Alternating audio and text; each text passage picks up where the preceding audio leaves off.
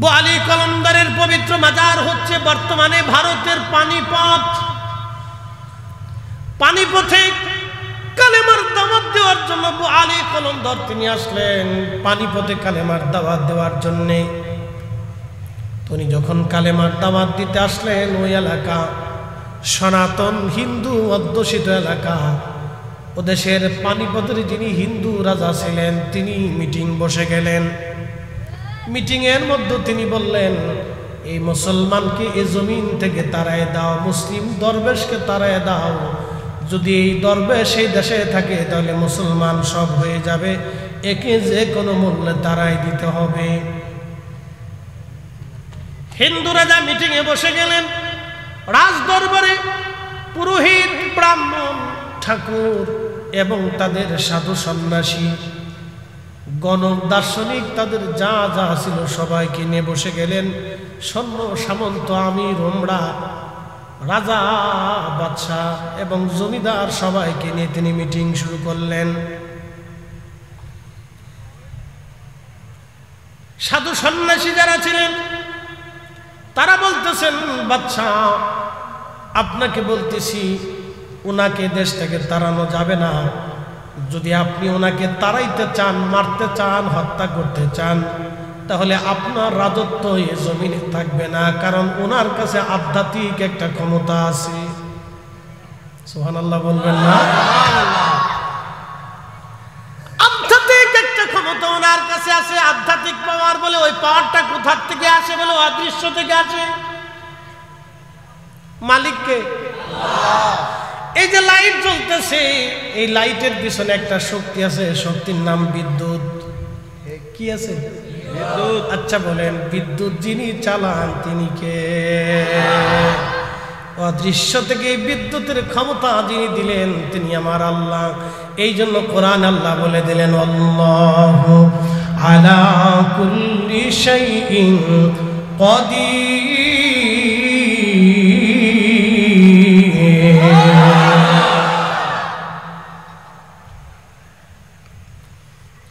আল্লাহর কোরআন বলল, হাবিব উম্মতকে জানান, সমস্ত শক্তির মালিক মালিক আমি আল্লাহ, মালিক আমি আল্লাহ। আপনাদের সামনে যিনি কথা বলতেছেন তিনি বক্তা ফরিদি সাহেব। ওনার ভিতর থেকে যিনি অদৃশ্যভাবে শক্তি কাজ করেন, মালিককে?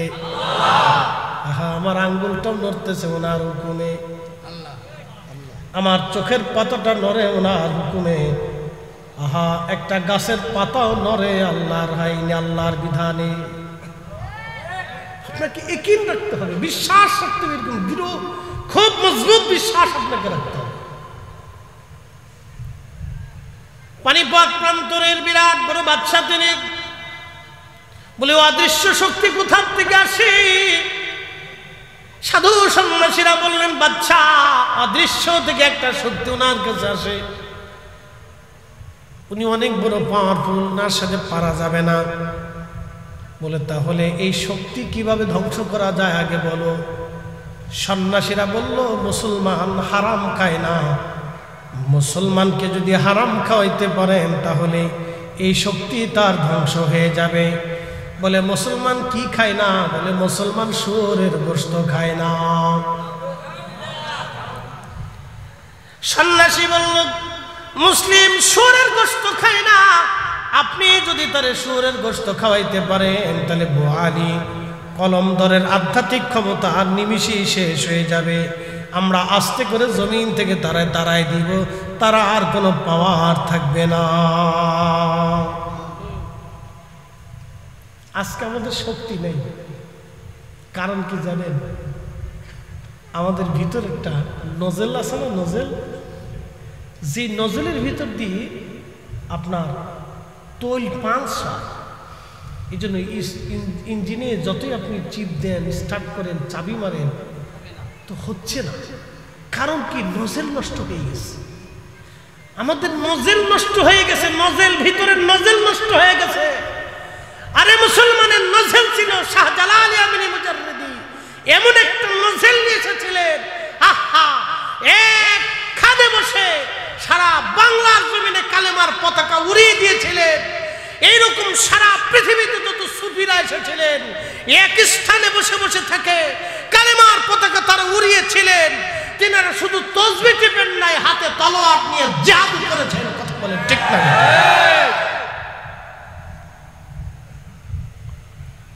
প্রিয় উপস্থিতি, কথাগুলি খুব মনোযোগের সাথে শুনে যাবেন। আজ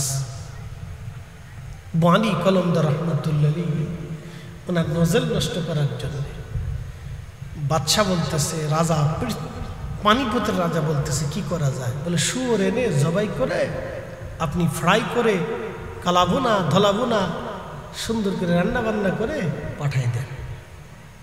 যদি একবার খাইতে পারে তো শেষ। আপনি মুসলমানের ক্ষমতা বুঝে যান। আজ আমাদের অনেক ইবাদত আছে কিন্তু কবুল হয় না, অনেক বুজুর্গি আছে কিন্তু মঞ্জুর হচ্ছে না। আমি ঢাকাতে আমার হাসনাবাদের জমি ব্যবসায়িক যারা, তো ভদ্রলোকের কাছে বসে রয়েছে ওনার অফিসে। এক ভদ্রলোক আসছে, মাথায় টুপি, মুখে দাড়ি, গায়ে পাঞ্জাবি। আজ থেকে 4-5 মাস আগে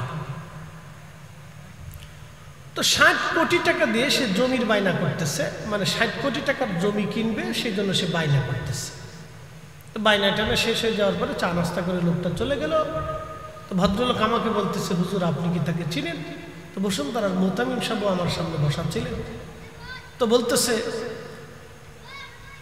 আমি বললাম না আমি তো তাকে চিনি না। তো বলতেছে উনি এই ঢাকার ওয়াসার ইঞ্জিনিয়ার, ঢাকা মহানগরের ওয়াসার ইঞ্জিনিয়ার। আচ্ছা প্রশ্ন করি, জবাব দিবেন, বেতন কত? সব মিলিয়ে হলে 1 লক্ষ টাকা, বছরে হলো 12 লক্ষ টাকা। ওনার ফ্যামিলির খরচা আছে ধরেন 6 লক্ষ টাকা, ওনার অতিরিক্ত থাকে 6 লক্ষ টাকা। তো বছরে যদি 6 লক্ষ টাকা সে রুজি করে, তাহলে এই 60 কোটি টাকা হতে হলে কত বছরের দরকার হয়? মাথায় টুপি, মুখে দাড়ি, গায়ে পাঞ্জাবি। আমাকে বললো, হুজুর দেখেন তো ওনাকে চেনা যায় কিনা, বোঝা যায় কিনা। আমি বললাম যে এত বড় সুর, আগে তো জানতাম না যে সুরও টুপিওয়ালা হয়, দাড়িওয়ালা হয়, জুব্বাওয়ালা হয়। মোহতামিম সাহেব বলতেছে, হুজুর মানুষ চিনার কায়দা আছে। বললাম কেমনি চিনবেন হুজুর, আপনি দেখেনি অবস্থা।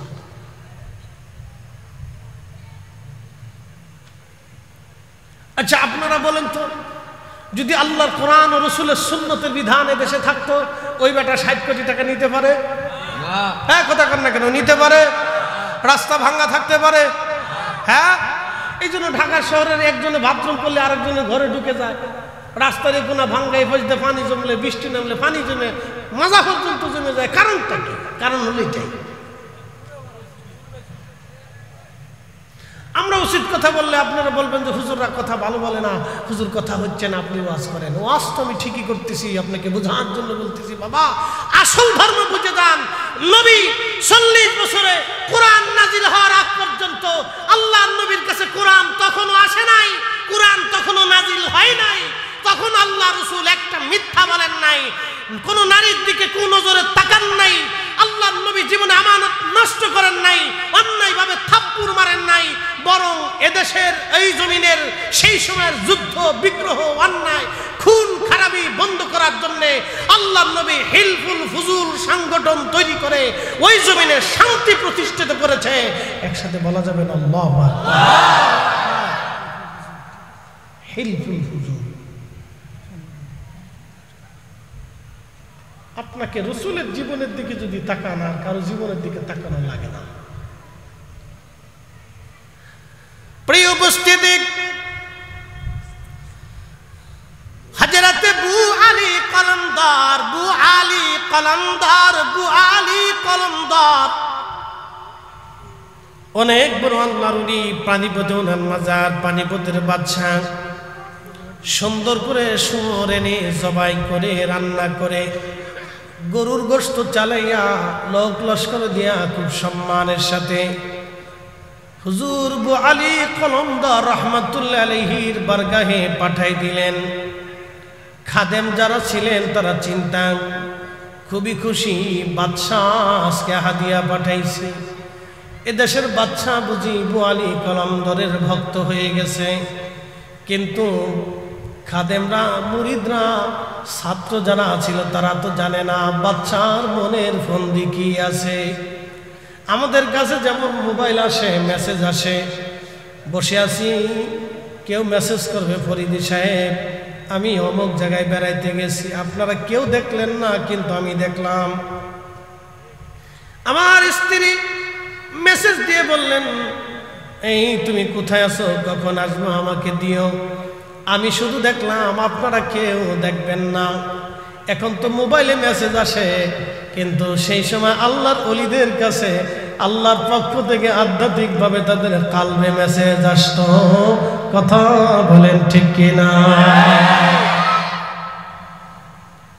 খাবার সামনে আলী কলন্দর রহমাতুল্লাহ আলাইহি খাবার খাবে, আল্লাহর পক্ষ থেকে মেসেজ আসছে, বন্ধু খাবার খাইও না, এই খাবারটা গরুর গোশত না, এটা শুয়োরের গোশত, যদি খাও আমি রব্বে করিম তোমার সব নিয়ামত উঠাই নিয়ে চলে আসবো। আলী কলন্দর ডাক দিয়ে বলল, বেটারা সাবধানে খাবারে হাত দিবা না, এ খাবার হালাল না রে বেটারা, এই খাবার হালাল না, এটা গরুর গোশত না, সবটুকুনি শুয়োরের গোশত।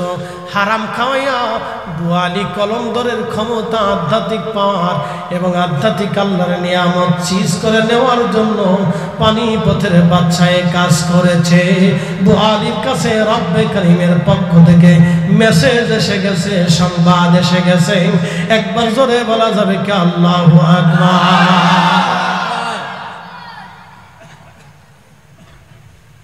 হালাল খাবার, জোরে বলেন কোন খাবার? আরো জোরে, জোর হয় না কেন? জোরসে বলো। এটা না হলে কাজ হবে না। এই যে বুড়া কলা সারা জীবন সজদা দিবেন, মক্কা ঘর ধরে কাঁদবেন, আল্লাহ শয়তান একেবারে সর্বনাশ, তোর মতো সিটার আমি দুনিয়ার দেখিনি।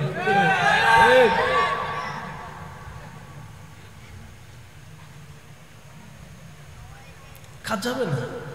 ওযুবিহীন সারা রাত্র নামাজ পড়লে যেমন কাজ হবে না, হারাম খাবার খাইয়া সারা জিন্দেগি রোজা রাখলেও রোজা হবে না।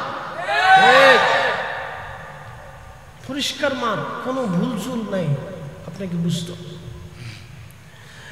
লাউ আনজালনা হাদাল কুরআন আলা জাবালিন লারাআইতাহু খাশিআন মুতাসাদ্দিআন মিন খাশিয়াতিল্লাহ।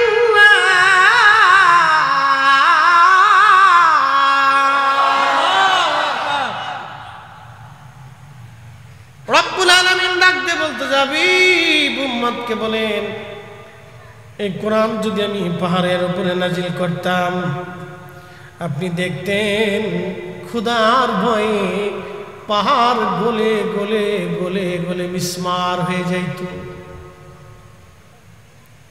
যদিও পুস্তিকা আকারে আপনাদের সামনে উপস্থাপন করা হয়েছে, কিন্তু ওজন বিরাট ওজন।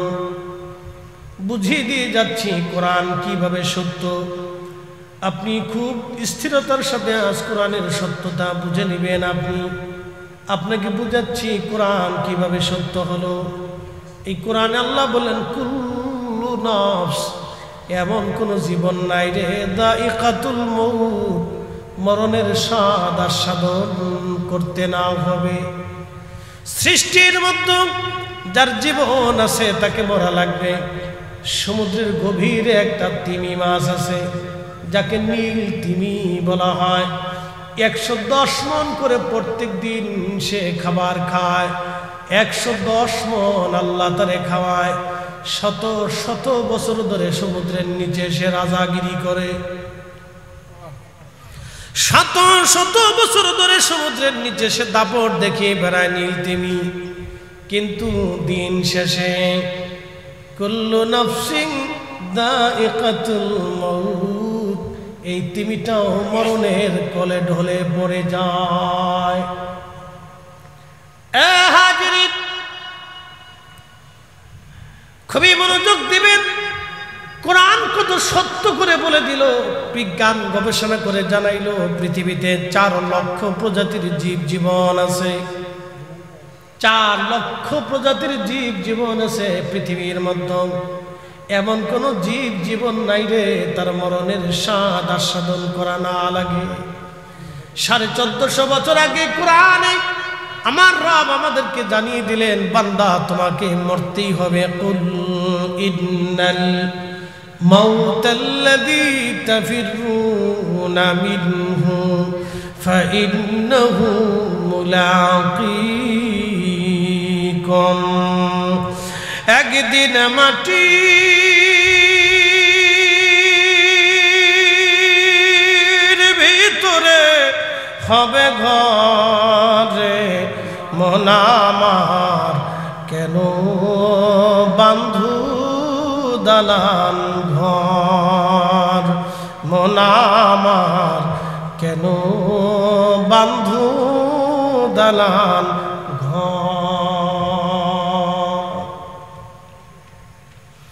কুমিল্লার মুসলমান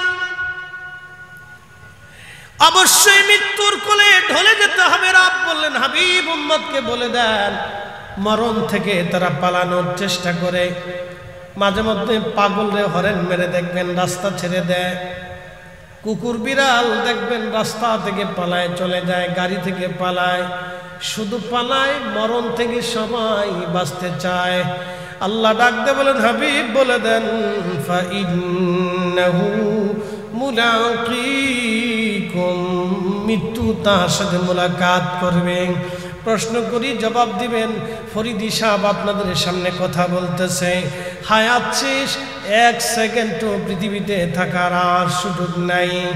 ওয়ালা ইউআখিরুল্লাহু নাফসান ইযা জাআ আজালুহা। আল্লাহ ডাক দেয়া বলেন, বান্দারে তোমার হায়াত শেষ হয়ে যাবে, 1 সেকেন্ডও পৃথিবীতে থাকার আর তোমার কোনো সুযোগ নাই।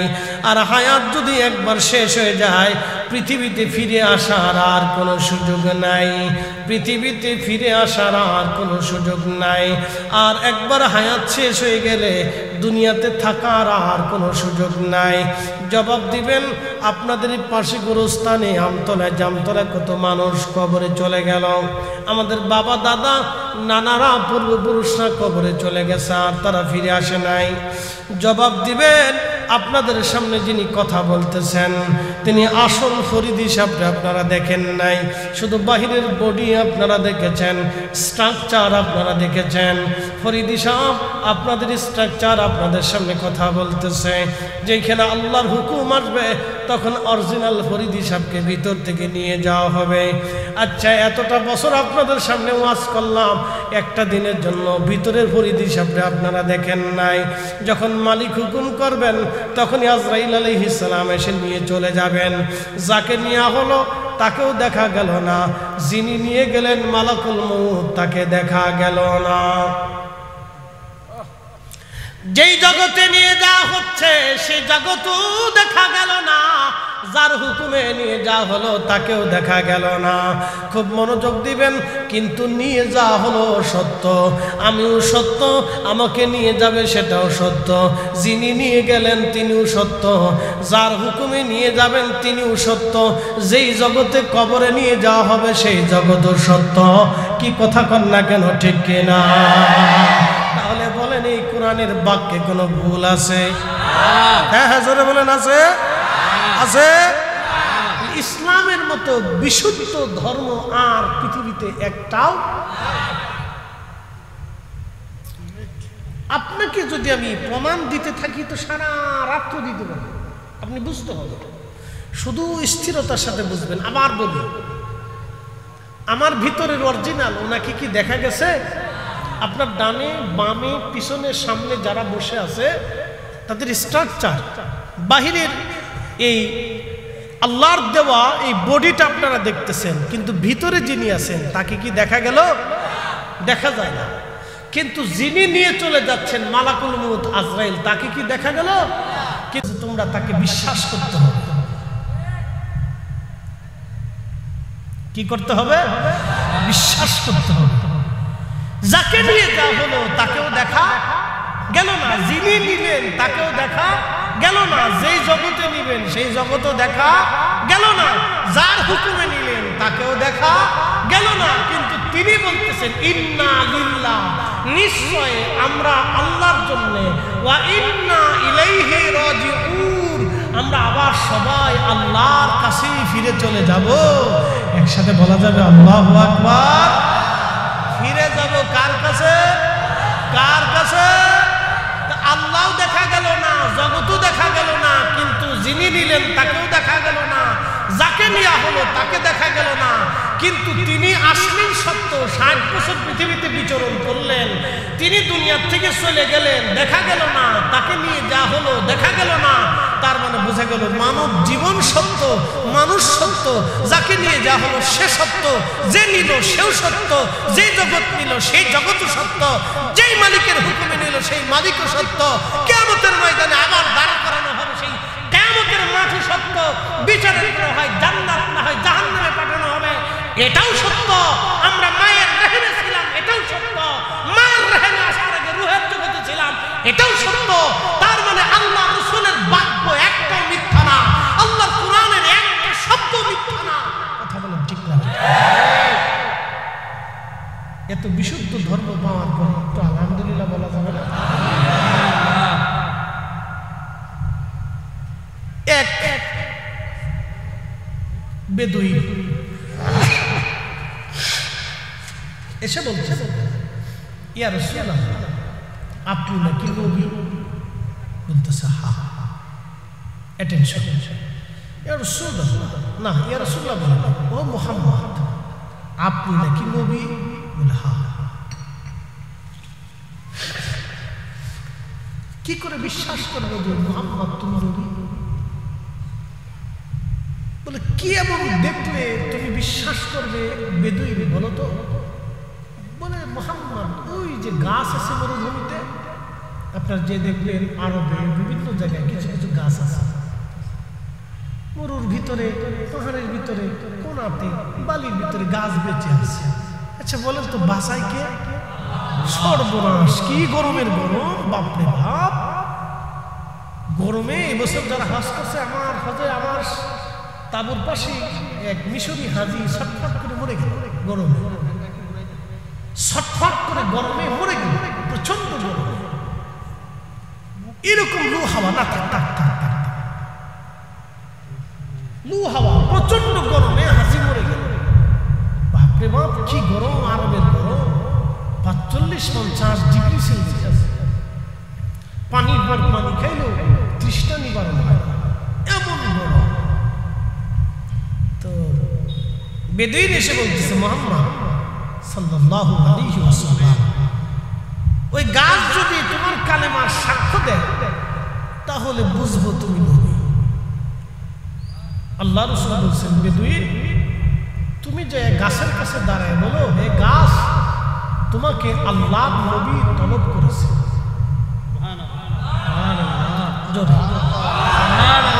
আরো জোরে। আমার ধর্ম যে সত্য এটা আপনাকে বুঝতে হবে না? আপনি কেন হালাল খাবেন?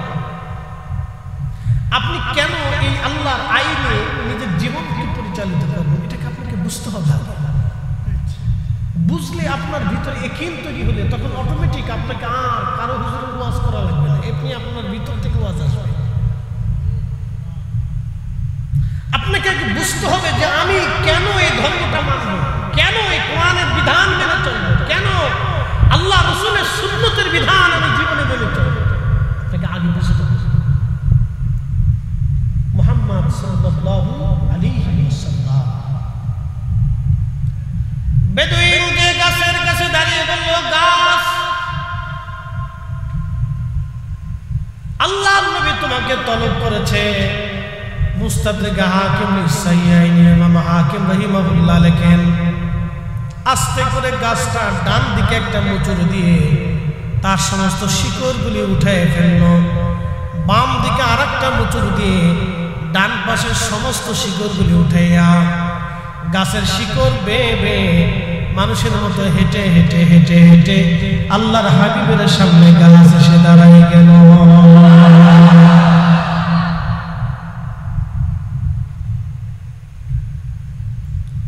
বেদুইন আশ্চর্য, আল্লাহর নবীর সামনে বেদুইন দাঁড়ানো, গাছও এসে মাথা ঝুঁকাই দিল। গাছও এসে মাথা ঝুঁকিয়ে দিল। ঝুঁকিয়ে দেওয়ার পরে গাছ এসে যখন মাথা ঝুঁকিয়ে দিল, গাছ জোরে জোরে নবীকে সালাম দিতে লাগলো। তখন আল্লাহ নবী বলেন, ইহুদি তুমি কালেমা পড়ো। এবার ওই বেদুইন ডাকতে বলে, ইয়া রাসূলুল্লাহ, কালেমা এখনো পড়বো না, আর একটা শর্ত আছে। কি বুঝলেন? আরবের মানুষ রুক্ষ আবহাওয়াতে তাদের দিলগুলি ওরকম রুক্ষ ছিল, খুব কঠিন রুক্ষ ছিল, তাদের মারাত্মক রুক্ষতা তাদের ছিল। বেদুইন বলতেছে, হুজুর কালেমা পড়বো না, কিন্তু শর্ত আর একটা আছে। বলে আবার কি? বলে এই গাছ যদি আবার আগের জায়গা স্থানে ফিরে চলে যায়, ওইখানে যায় বসে, তাহলে কালেমা পড়বো। আল্লাহর হাবিব ডাক দিলেন, গাছ তুমি তোমার স্থানে আবার পুনরায় ফিরে চলে যাও। গাছ হেঁটে হেঁটে হেঁটে হেঁটে জায়গায় চলে যেয়ে নিজের স্থানে আবার বসে গেল। এবার বেদুইন বলল, হুজুর আর না পড়ে দেন, লা ইলাহা ইল্লাল্লাহু মুহাম্মাদুর রাসূলুল্লাহ সাল্লাল্লাহু আলাইহি ওয়াসাল্লাম। তুমি রহমান, তুমি মেহেরবান, তুমি রহমান, তুমি মেহেরবান। অন্ধ গাহে না শুধু তোমার গুণগান, অন্ধ গাহে না শুধু তোমার গুণগান, বুঝেও বুঝে না তবু শান। তুমি রহমান, তুমি মেহেরবান। সাল্লি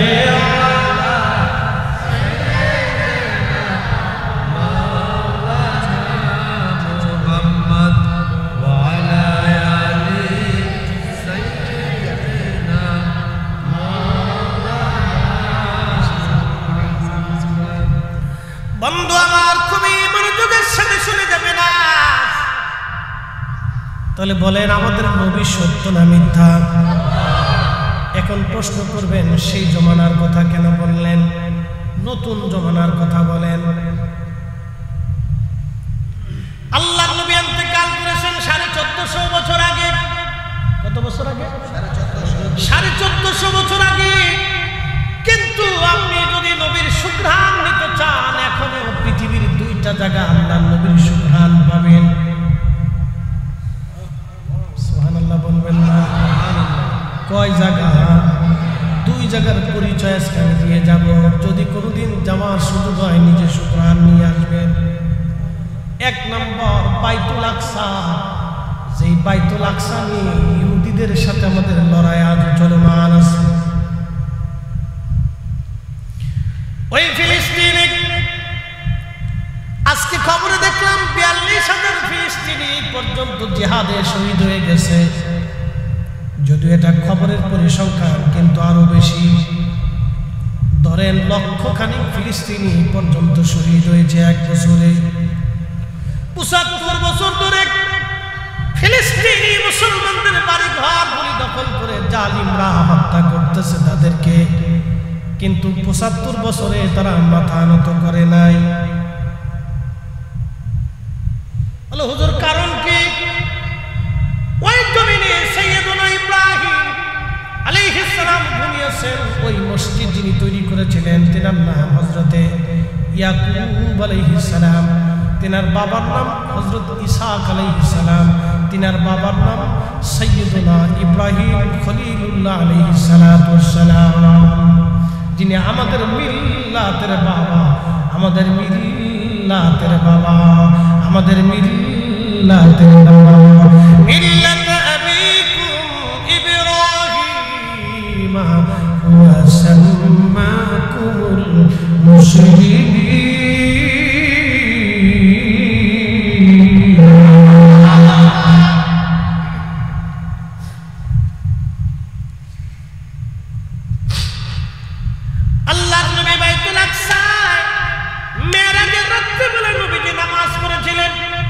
বিশ্বাস হয়? জোরে জোরে জোরে জোরে জোরে। আচ্ছা বলতেছি, যদি না হয় সন্দেহ থাকে তো বলে দিচ্ছি। আল্লাহর হাবিব নামাজ শেষ করার পরে বোরাকের পিঠে চড়বে, একটা পাথর এসে নবীকে সালাম দেয়। নবীজি বললেন, পাথর কেন তুমি আমার সালাম দাও? বলে, হুজুর বহু বছর আপনার অপেক্ষায় দাঁড়ানো। বাবাজি, আমরা আহলে সুন্নাত ওয়াল জামাতের মুসলিম যারা আছি, আমাদের কথা কাজকে আপনারা ছোট করে দেখবেন না। মত ভিন্ন হতে পারে, দল আলাদা হতে পারে, কিন্তু কুরআন আমাদের এক, রাসূল আমাদের এক। ঠিক কি না? আমাদের দলীয় সংগঠন ভিন্ন হতে পারে, কিন্তু কুরআন আমাদের এক, রাসূল করিম আমাদের এক। পাথর এসে রাসূলকে সালাম দেয়। নবীজি বলেন, পাথর কেন দাঁড়ানো? বলি, ইয়া রাসূলুল্লাহ, বহু বছর ধরে আপনার অপেক্ষায় আমি দাঁড়ানো আছি, শুধুমাত্র আপনার পবিত্র কদম মোবারকের ধুলির আশা। কবি কাজী নজরুলের কথাটাকে ছোট করে দেখতে পারেন না, কত চমৎকার তিনি লিখেছেন। আমি যদি আরব হতাম মদিনারি পথ, সেই পথ দিয়ে হেঁটে যাইতেন নূর নবী হাজরাত, নূর নবী হাজরাত।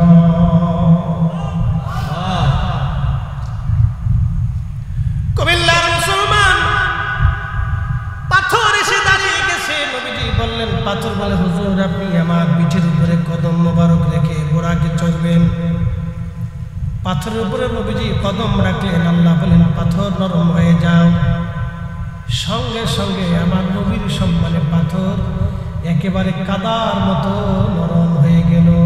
আল্লাহর হাবিব কদম রাখলেন, পাথরের মধ্যে নবীজির পা মুবারকের ছাপ লেগে গেল। বাইতুল আকসাতে যদি যান, সেই পাথর এখনো আছে। আল্লাহু আকবার। বাইতুল আকসাতে যদি যান, সেই পাথর এখনো আছে। তাহলে আমার রাসূল সত্য কথা কন না কেন? নবী কি? জোরে বলেন, রাসূল কি? রাসূল কি? রাসূল কি? খালি নবীর সুন্নাত দাঁড়িয়ে রাখবো কি রাখবো না? নবীর মাথায় দিব কি দেব না? নবীর সুন্নাহ মানবো কি মানবো না? রাসূল যদি সত্য হয় তো আল্লাহ সত্য, কথা ঠিক কি না?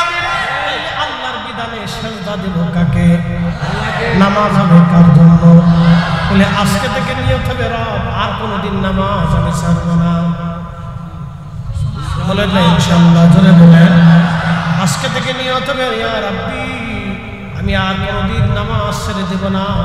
তুমি আল্লাহকে খুশি করার জন্য আজকে থেকে সালাতে দাঁড়াবো।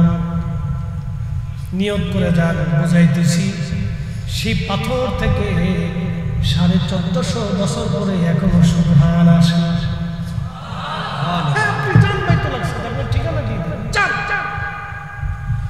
ওখানে দাঁড়াইলে ভিতর থেকে অটোমেটিক সুবহান আসতে থাকে। 1450 বছর পরে আল্লাহর নবীর মহান মুজিজা যদি দেখতে চান, বাইতুল আকসার ওই পাথরের পাশে দাঁড়ান। 1450 বছর পরে নবীর মুজিজা দেখবেন। বলে, হুজুর আর একটা কোথায়? আর একটা বেশি দূরে যাওয়া লাগবে না, মদিনাতে যান। বলে, কোন জায়গা? উহুদে চলে যান।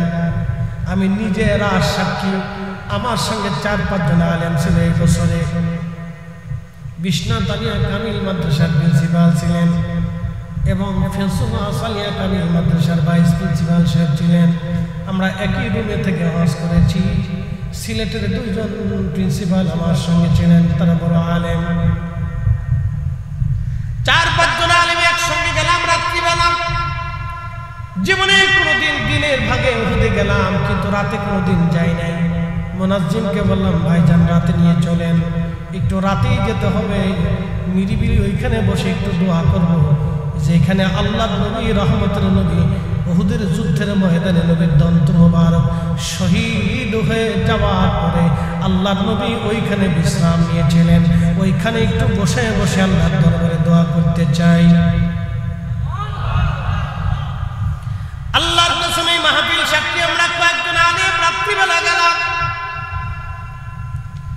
এই বছরে তারগুলি তার কাটা দিয়ে ঘিরে রাখা ছিল, কেটে ফেলে দিয়েছে হাজিরা। ভিতরে ঢোকার জন্য কারা কাটছে জানি না।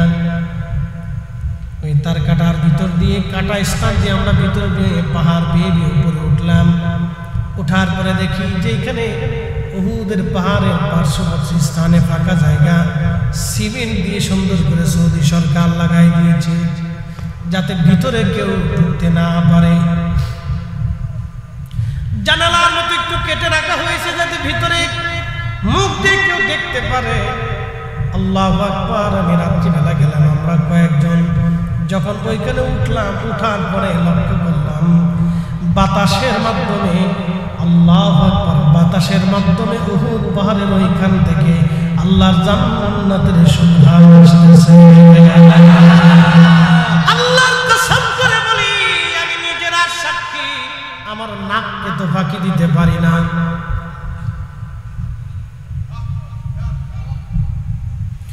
আমরা 4-5 জন আলেম চোখের পানি চলে আসলো, স্থির থাকতে পারলাম না। কারণ কি, এত শুকরান কোথা থেকে আসে, কেন আসে? যিনি হজের গাইডলাইন ছিলেন তিনি বললেন, আমি 30 বছরে প্রায় হজ করাই কোনোদিন আসিনি, আজকে জীবনের প্রথম রাত্রিবেলা আসছি এখানে। এত শুকরান আমাদের নসিবে কোনোদিন হয়নি, আজকে আমি পেলাম। ওইখানে যাওয়ার পরে বাবাজি বাস্তব থেকে বলতেছি, ঘ্রাণ সুঘ্রাণ আসতেছে বাতাসে। চিন্তা করলাম সুঘ্রাণ এত কেন? ঠিক সিমেন্টে লাগানো ফাঁকা জায়গাগুলি উঠে মাথা ভিতরে ঢুকায় দেখলাম সর্বনাশ। যেখানে আল্লাহর নবী বিশ্রাম করেছিলেন ওইখান থেকে অটোমেটিক আল্লাহর বেহেশতের সুঘ্রাণ আসতেছে। দীর্ঘ অনেক সময় এশার নামাজ পড়লাম, নফল পড়লাম, মুনাজাত করলাম, দোয়া করলাম, কোরআন তেলাওয়াত করলাম, দুরূদ শরীফ পড়লাম, মিলাদ শরীফ পড়লাম। ওইখানে দীর্ঘ সময় আমরা তত সময় বসেছিলাম, তত সময় আল্লাহর বেহেশতের ঘ্রাণ আসতে লাগলো। যদি আপনি বাস্তব নবীর মুজিজা দেখতে চান, 1450 বছর পরেও যদি আপনি সুঘ্রাণ পেতে চান, ওইখানে যায় দেখবেন এখনো সুঘ্রাণ ওইখান থেকে আসে। জোরে বলবেন কি? সত্য না মিথ্যা? কোরআন সত্য না মিথ্যা? নবী সত্য না মিথ্যা? কবর সত্য না মিথ্যা? আখিরাত সত্য না মিথ্যা? পরকাল সত্য না মিথ্যা? তাহলে আজকে থেকে নিয়ত করে যাবেন, আল্লাহ নামাজ ছাড়বো না, হারাম খাবো না, নামাজ ছাড়বো না, হারাম খাবো না, নামাজ ছাড়বো না, হারাম খাবো না। নিয়ত করে যাবেন। ইচ্ছা অনিচ্ছা আপনার বাবাজি, কবর কিন্তু বাস্তব, যেতেই হবে, কোনো উপায় নেই কারো সাথে। কত রাজা মহারাজা কবরে চলে গেছে, কবরের চিহ্ন পর্যন্ত পৃথিবী থেকে বসে গেছে। তাদের কবরের পাশে গরু গাধারা ঘাস খায়, কিন্তু তাদের আর কোনো ক্ষমতা আজকে নাই। বাবাজি আমরাও কবরে চলে যাব, হারিয়ে যাব কবর দেশে। আমরা মহাজগতের দিকে রওনা হয়ে যাব। কোন জগৎ? আল্লাহর কোরআনে বলে দিলেন, আল্লাহ জাযাউহুম ইনদা রাব্বিহিম জান্নাতু আদনিন তাজরি মিন তাহতিহাল আনহার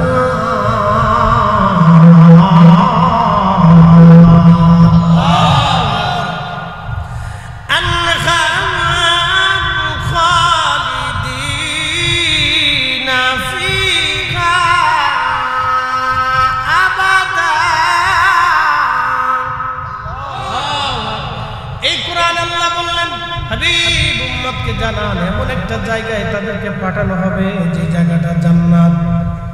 জায়গার নাম কি? জান্নাত।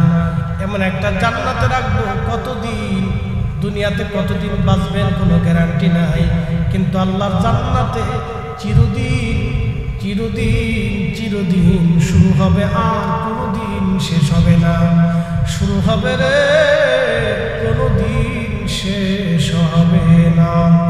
শুরু হবে রে, কোনোদিন শেষ হবে না।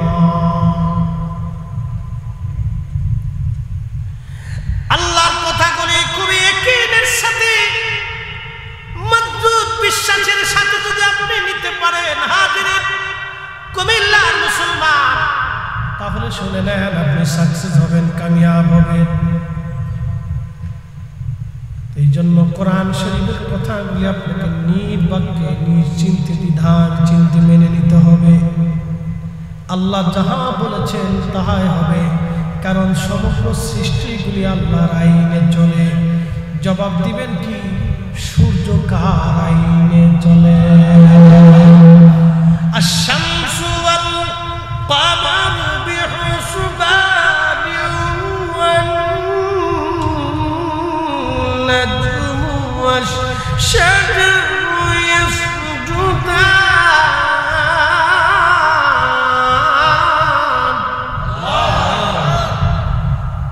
বুঝতে কি কোনো অসুবিধা হয়? তাহলে মুনাজাত কি করে দেব? কিছু সময় তো চলবে ইনশাআল্লাহ। আল্লাহ কবুল করুন, সকলে বলেন আমিন। একবার বেশি কষ্ট দেব না, একটু বসে বসে হয়ে গেছে। আমি আমার মূল কথা বলে ফেলেছি, আমার দুটো বোঝানোর দরকার, বুঝিয়ে দিয়েছি। এখন একটু শুনে যান। সূর্য আশ-শামসু ওয়াল কামারু বিহুসবান, আল্লাহ বলতেছেন সূর্য এবং চাঁদ আমি আল্লাহর দেওয়া নির্দিষ্ট পথে চলতে থাকি। আমার দিকে দেখেন, আমাদের দেশে কুত্তা আছে না? বাংলাদেশে প্রত্যেক অর্থ বছরে এই খাবারের জন্য একটা বাজেট হয়, চিকিৎসা খাতে বাজেট হয়, বাণিজ্য খাতে বাজেট হয়, বিভিন্ন খাতে বাজেট হয়। যে এই খাতগুলিতে আমাদের এত টাকা বাজেট, এই বাজেটগুলি এইভাবে ব্যবহার করতে হবে। তো রব্বে কারীম আমাদের এই বাংলাদেশে কুত্তা দিছে, শিয়াল দিছে, বিলাই দিছে। আচ্ছা বলেন, ওদের জন্য কি কোনো বাজেট টাজেট আছে? হ্যাঁ, নাই। আমাদের খাদ্য অধিদপ্তর আছে, প্রত্যেক জেলাওয়ারি খাদ্য গুদাম আছে। বিশেষ প্রয়োজনে দেশের স্বার্থে এই খাদ্য গুদামগুলিতে খাদ্যজাত করা হয়। ধান, গম এগুলি এই খাদ্য গুদামের ভিতরে স্টক করে রাখা হয় বিশেষ সময়ের জন্য। কিন্তু বলেন, কুত্তা বিলাই ওদের জন্য কি কোনো গুদাম টুদাম আছে? হ্যাঁ, তাহলে ওদেরকে খাবার দেয় কি? একসাথে বলেন আল্লাহ। আচ্ছা, সমুদ্রের ভিতরে কোটি কোটি মাছ, খাবারটা দেয় কি? তিমি মাছের প্রত্যেক দিন একটা তিমিরে 110 মণ খাবার যিনি খাওয়ান, অথচ ব্যাংক নাই, ব্যালেন্স নাই, খাদ্য গুদাম নাই, কিছু নাই। যিনি তিমি মাছরে এরকম হাজার হাজার লক্ষ লক্ষ তিমিরে আল্লাহ খাওয়ায় রাখেন, সেই আল্লাহ যিনি তিমিরে খাওয়ান, মাছেরে খাওয়ান, গাছেরে খাওয়ান, পশুরে খাওয়ান, পাখিরে খাওয়ান, মানুষরে খাওয়ান, সব সৃষ্টিতে তিনিই খাওয়ান। তাহলে সেই আল্লাহর উপরে ভরসা রেখে সুদ ঘুষ এগুলি না খেলে কি মানুষের চলে না? কথা কন না, কিন্তু চলে না? চলে। কিন্তু যারা খায় তারা আসলে অরিজিনাল মানুষই না, মুসলমান করে আসে। কি কথা কন না কেন? ওরা মানুষই না, মুসলমান করে আসে। মুসলমান করে আসে মানুষের কাছে, মুসলমান করে আসে।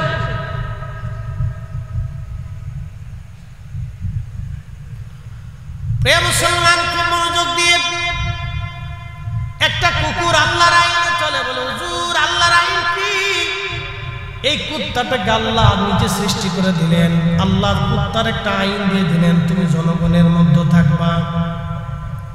আপনি শিয়াল যতই খাবার খাওয়ান, যতই লালন পালন করেন, শিয়াল দিয়া মুরগি পাহারা দিতে পারবেন না।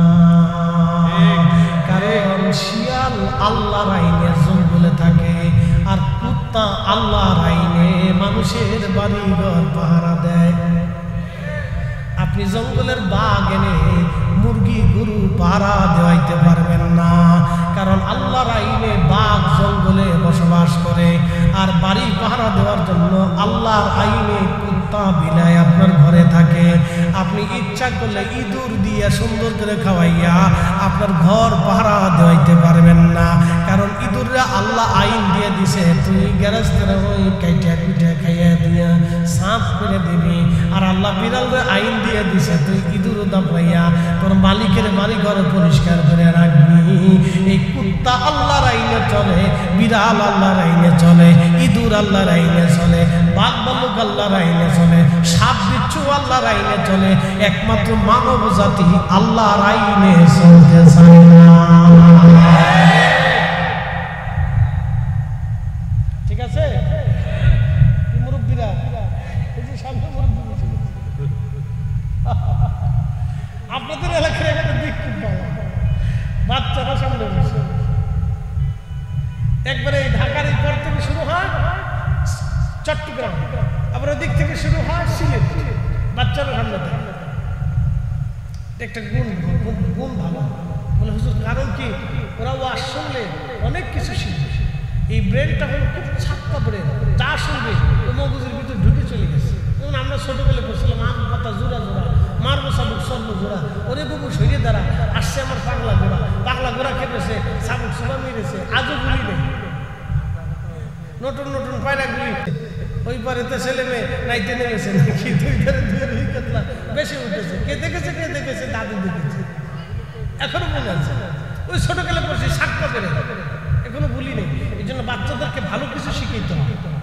বাচ্চাদেরকে কি শিখাইতে হয়? ভালো কিছু শিখাইতে হয়। কিন্তু বড় আফসোস, আমাদের দেশের যে শিক্ষা ব্যবস্থা সমালোচনা না করলেই হয় না। এই বই টানতি টানতি মা লাগে, দাদি লাগে, শাশি লাগে, খালা লাগে, বাপ লাগে, শাশা লাগে। একটা বাচ্চা ক্লাস 1-এ পড়ার বই হলো 10টা, ওই বই টানতে টানতে মার জীবন শেষ হয়ে গেছে। কি কথা কান না কেন? ক্লাস 1-এ থাকতে, নার্সারিতে থাকতে বাচ্চার অত বই পড়াইতে হবে কেন?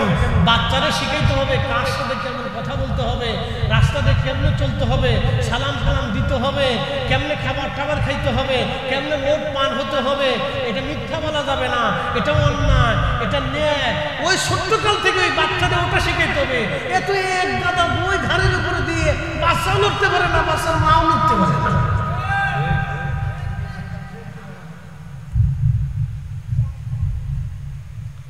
ওই সত্যকালে বাচ্চাকে যদি আপনি হক বেহক ন্যায় অন্যায় বুঝাই দেন, তাহলে একবার মনে আর একদিন পর্যন্ত ন্যায় অন্যায় বুঝতে থাকবে।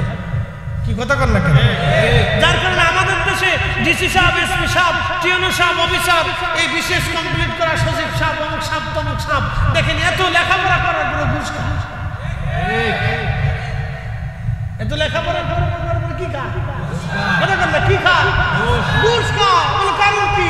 ওই ছোটকাল থেকে ন্যায় অন্যায় হেরে বুঝাইছে না, এ লেখাপড়া করছে। তার একই ধান্দা, আমি ওসি হব, ডিসি হব, এসপি হব, অমুক হব, তমুক হব, এরপরে হইয়া কেমনি মাইরে খাবো।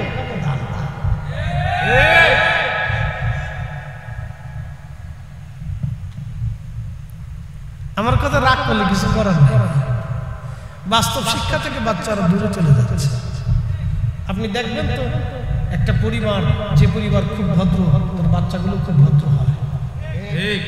পরিবার থেকে শিখে, বাবা থেকে শিখে, মা থেকে শিখে, চাচি থেকে শিখে, খালা থেকে শিখে, ফুফু থেকে শিখে।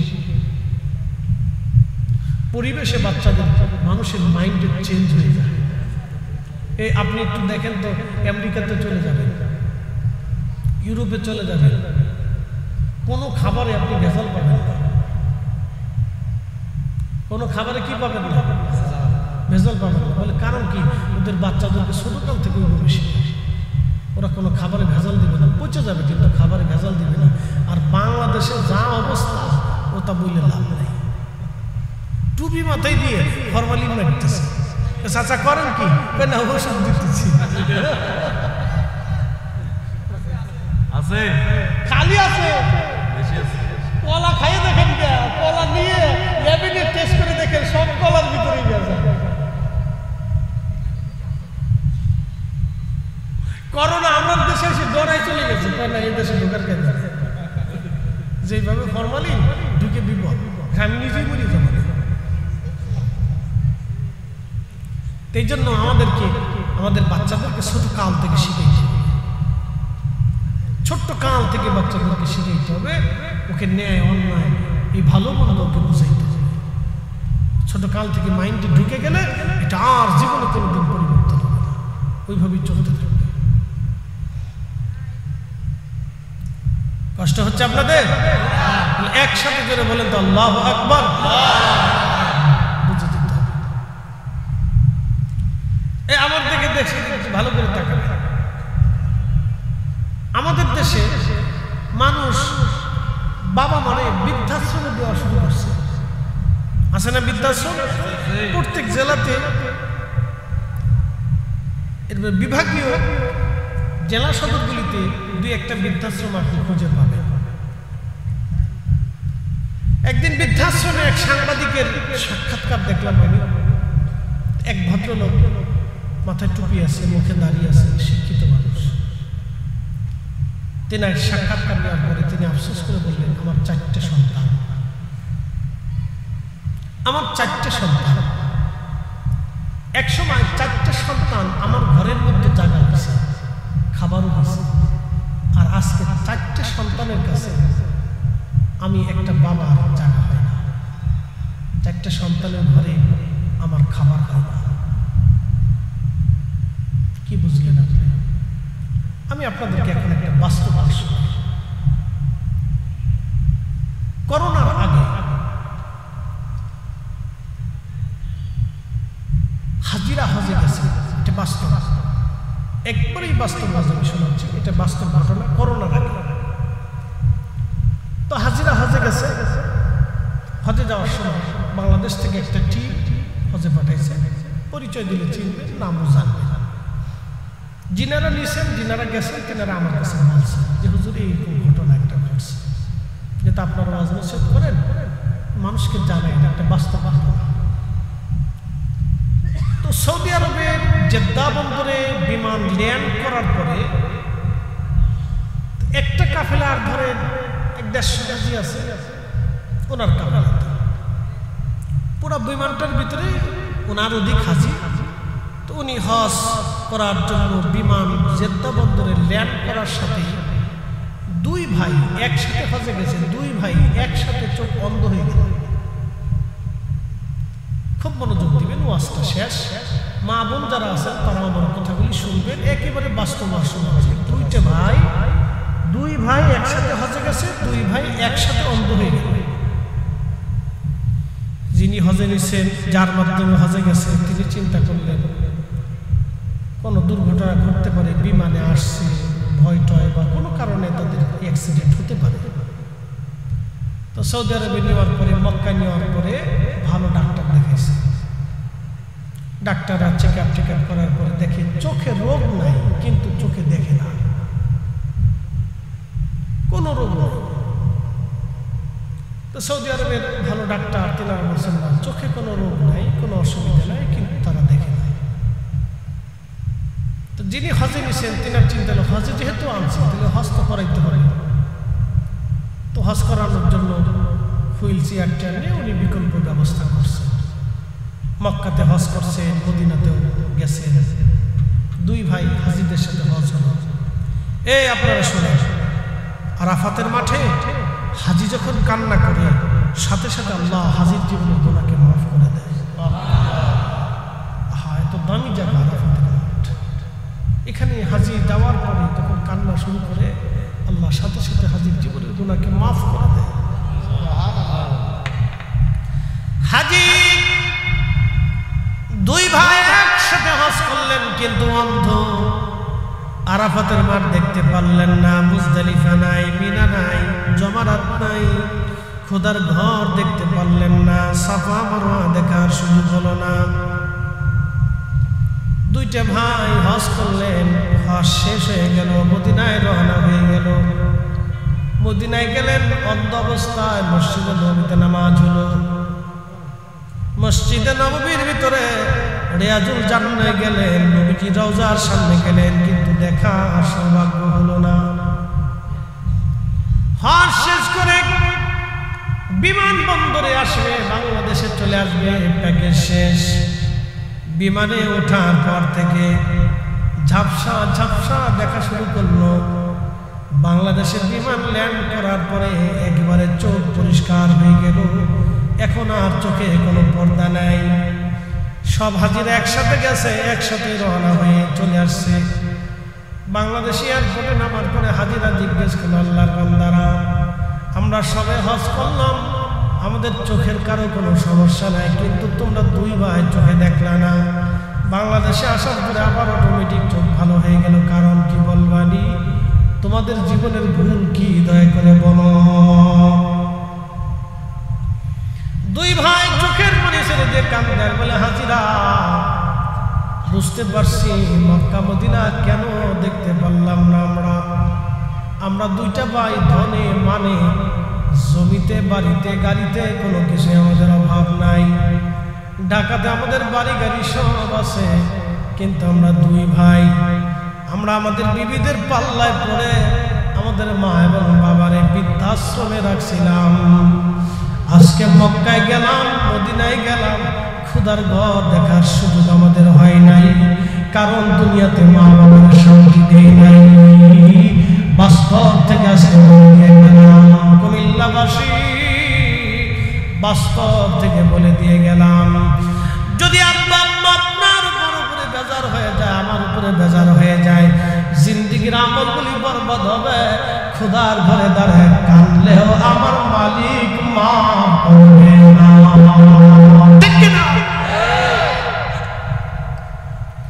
বাংলাদেশে হাজার হাজার যুবক কর্তৃক বাবা মা নির্যাতিত হয়, হাজার হাজার যুবক যুবতীদের দ্বারা বাবা মা নির্যাতনের শিকার হয়। যুবক আর যুবতী, আপনাদেরকে বলতেছি সাবধান, এমন অন্যায় করবেন না যে অন্যায়ের কারণে বাবা মার বদদুয়া আপনার ঘাড়ের উপরে ঘুরবে সারা জীবন। কোনোদিন সুখ পাখি খুঁজে পাবেন না, সুখ পাবেন না, কোটি কোটি টাকা হলো শান্তি হবে না, কোটি কোটি টাকা হলো শান্তি হবে না।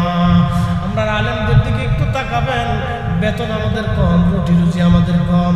ফরিদি সাহেবের মতো সবাই বক্তা না, দামি গাড়ি বাড়িতে থাকে না।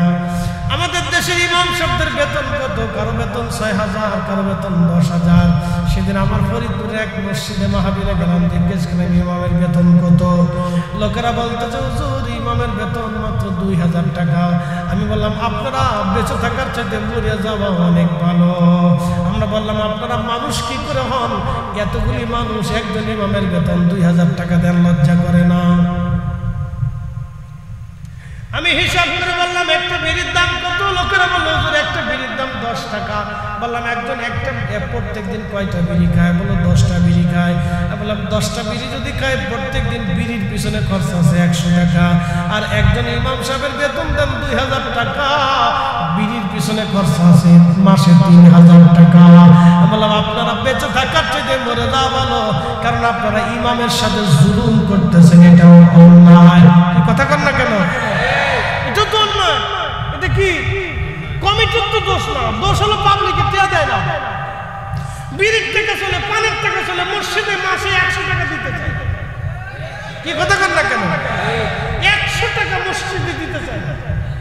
এবার দিতে গেলে সারা বছর বাকি পড়ে যায়, ঈদের সময় তো কোনো রকম দেয়, কোনো সময় বাকি জমিকে মাপসাপ করে দিয়ে সে আর ইমাম সাহেবের পিছনে নামাজ পড়ে মনে করতেছে আমি বেহেশত পেয়ে গেছি। না না, ইমাম ঠকাইয়া বেহেশত যাইতে পারতেছে, ও চিন্তা করে না, এটাও জুলুম, এগুলো অন্যায়। ন্যায় যেটা এটা করতে হবে, ন্যায় সঙ্গত কাজ করা। আল্লাহ আমাদের তৌফিক দান করুন, বলেন আমিন। বেশি লম্বা করবো না মোহতারাম, আমরা বিদায়ের সময় মোনাজাতের পালা চলে আসছে। মা বোনরা যারা শুনতেছেন কথাগুলি খুব মনোযোগ দিবেন। বাবা মা যদি ঘরে থাকে সম্মান করবেন, শ্বশুর শাশুড়ি যদি থাকে ইজ্জতের সাথে রাখবেন। বোন আমার, আপনাকে বলতেছি, আপনার সুন্দর এই সংসারটাকে সাজানোর জন্য ওই বৃদ্ধ ওই শ্বশুর শাশুড়ি 40টা বছর পরিশ্রম করে করে রক্ত পানি করে আজকে তারা দুর্বল হয়ে গেছে। তাদেরকে সম্মান করবেন, মর্যাদার স্থানে রাখবেন। আর শ্বশুর শাশুড়িকে বলবো, যে বৌমাটা আপনার ঘরে আসছে, আপনার মেয়ের যেভাবে মেয়েটাকে আপনি ভালোবাসেন, আপনার ওই বৌমাটাকে ওইভাবে মেয়ের মতো মনে করে তার সুখে দুঃখে আপনি তার পাশে দাঁড়ান। তাহলে আর সংসারে কোনো অশান্তি লাগবে না, ঝগড়া বিবাদ লাগবে না। দ্রুত দূরত্ব তৈরি হবে না। আর মেয়েদেরকে বলবো, আমার বোনদেরকে বলবো, মুরব্বীদের দুই একটা কথায় আপনারা মাঝে মধ্যে কর্ণপাত করবেন না, ধরবেন না, রাগ করবেন না। এটা হাসতে হাসতে উড়িয়ে দিবে। আরে জীবনে সুখ ছিলেন, হাসতে হাসতে উড়িয়ে দিবেন। আমরা কত কথা হাসতে হাসতে উড়াই দিই। রাস্তাতে চলার সময় অনেকে অনেক কিছু বলে, হাসতে হাসতে দূর যা, ওটা কানের ভিতরে।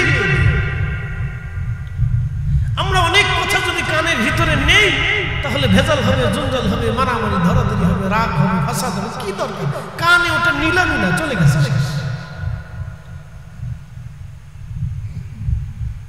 প্রিয় উপস্থিতি, আমার বোনদেরকে বলবো, শ্বশুর শাশুড়ির কিছু কথা থাকবে, রাগ হবে, বিরাগ থাকবে, এরকম কিছু কথা থাকবে, ওটা কানে নিবেনই না, হাসতে হাসতে উড়িয়ে দিবেন। শেষ।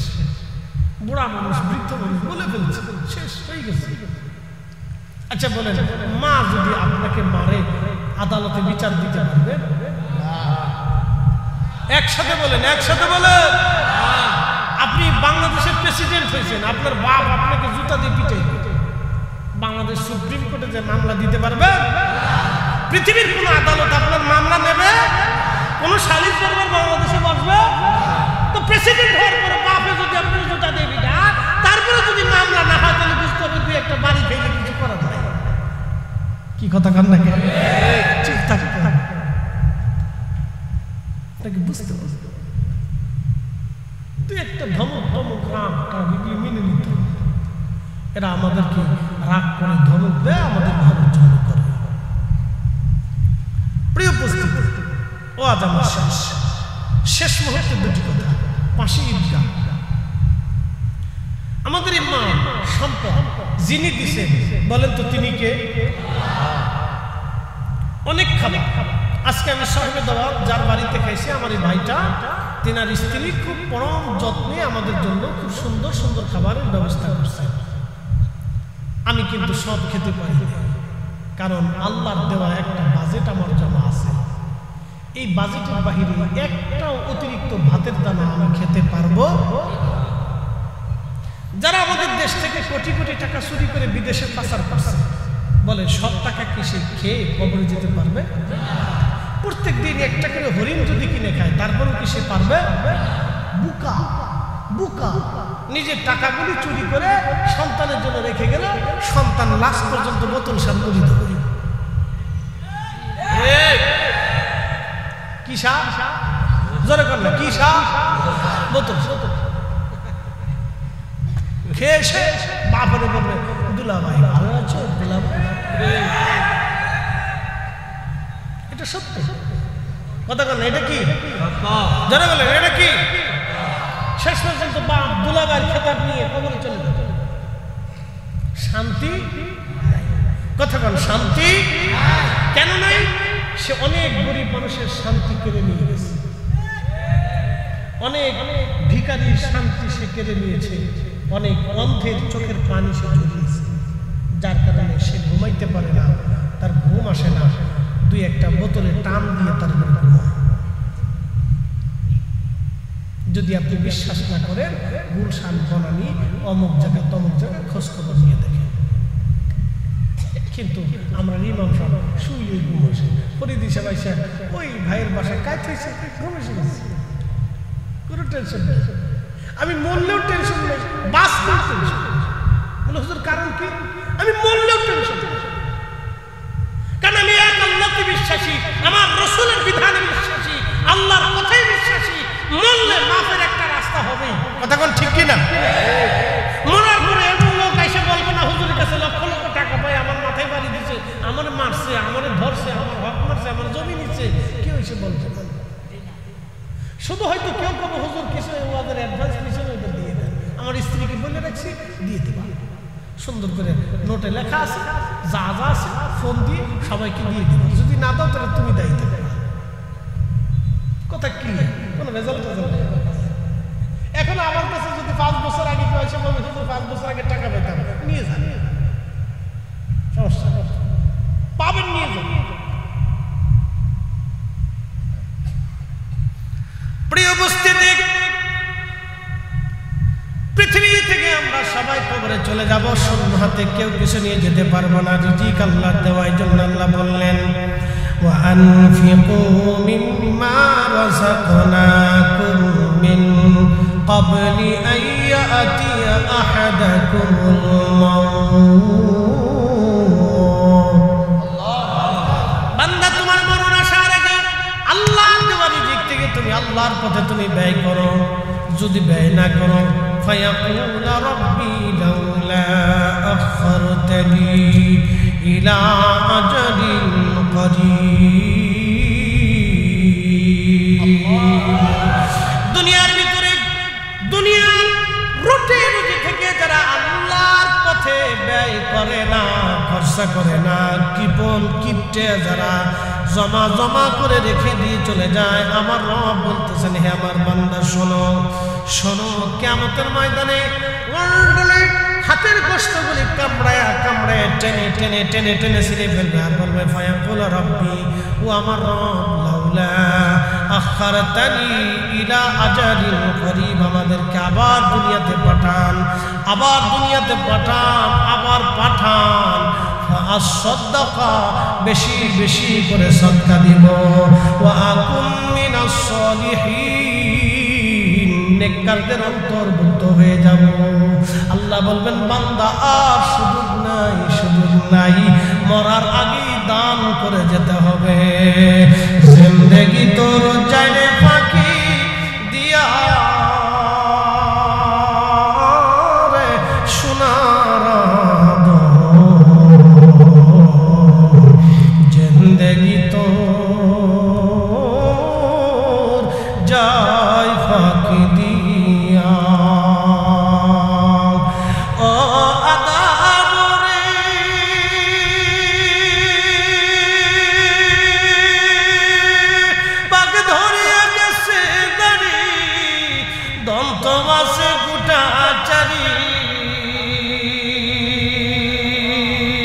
সমন জারি গিয়াছে করিয়ারে সোনার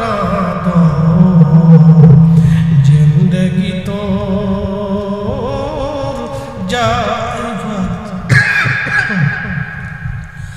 ও আদম রে,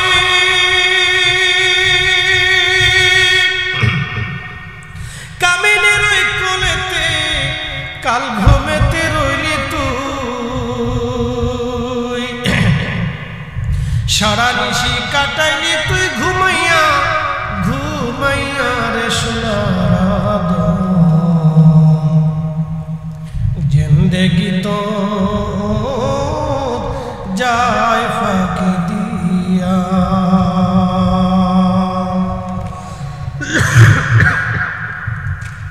অতএব আমরা অন্বেষণের জন্য আসছি,